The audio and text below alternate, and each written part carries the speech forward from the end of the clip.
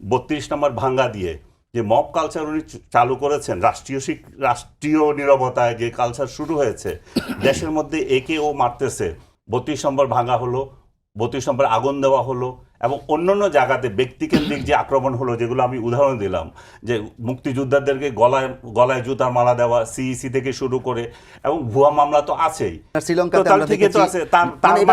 তাহলে ডিম মারাতে এত আশ্চর্য হওয়ার কি আছে? আমরা তো এই জাতি, আমরা তো এগুলাই করি, এবং আমরা তো বছরের পর বছর নিউ ইয়র্কে এগুলাই দেখে এসেছি।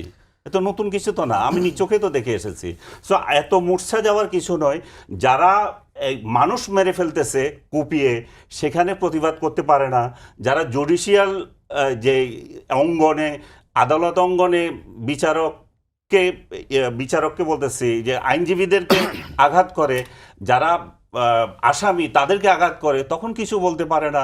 এরা তো ওরা এই অঙ্গনে যখন যেটা হয়, আর এটা তো খোলা মাঠে হয়েছে, এবং একজনকে ওর মধ্যে গ্রেফতারও করেছে, যদিও আওয়ামী লীগ বলছে যে তাকে ভিন্ন ইয়েতে গ্রেফতার করেছে, এখন এরা এটা প্রচার করছে। আর আক্তার যেটা করেছে, আক্তারও কি চুপ ছিল? আক্তারও তো সেখানে তার প্রতিবাদে আলাদা মিটিং করেছে, আওয়ামী লীগকে ইয়ে করেছে।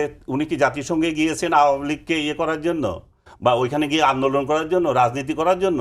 তার মানে কি আমাদের নেতাগুলো যে কোয়ালিটির, আমাদের সমর্থকগুলো ওই কোয়ালিটির।